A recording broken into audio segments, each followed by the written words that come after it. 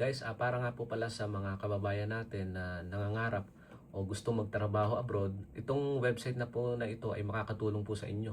Punta lang kayo ng Google, then i-search nyo si workabroad.ph. I-click nyo lang siya. Yan. Dahil meron na mismo akong account, yan, lalabas na mismo yung account mo dito. Ang purpose po ng paggawa ng online resume na to, ito po yung mismong ipapasa nyo sa mga agency na gusto nyong applyan. Okay? Punta kayo sa workabroad.ph, then search yung job na gusto nyo. Sa akin, yung NDT, yung trabaho ko, then i-search natin. Yan. Example. Yan. Lahat ng agency na available na naghahanap ng trabaho na about sa NDT is lalabas po dito. Yan. Makita nyo.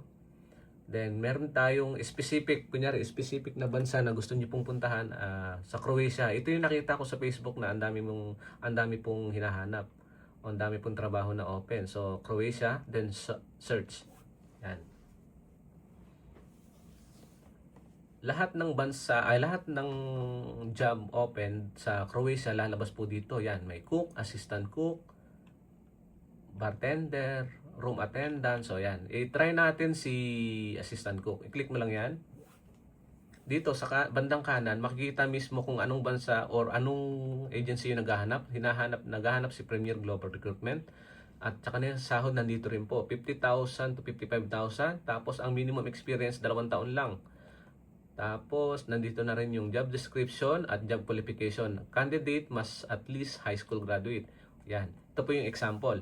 Tapos, kung gusto niyo na siyang applyan, pwede niyo na i-click tong si apply now, yung kulay blue. Okay, try natin. Apply now. Yan. I-agree nyo lang to dahil meron na tayong online resume, submit application. Once na-submit nyo si application, makikita na to o manonotify na si Premier Global Recruitment. Ang importante po dito ay meron na po kayong nakahandang passport. Tapos at yung importante rin po yung contact number nyo kasi doon po sila tatawag or magme-message kung qualified po kayo for interview or magpapasa na kayo ng mga requirements. So ganun lang kadali. Hindi nyo na muna kailangan pumunta ng mga agency or gumastos para magpasa ng mga resume. So online lang. One to sawa pong yan. One to sawa kayo maghanap ng trabaho dito sa workabroad.ph. So sana po makatulong. Bye-bye.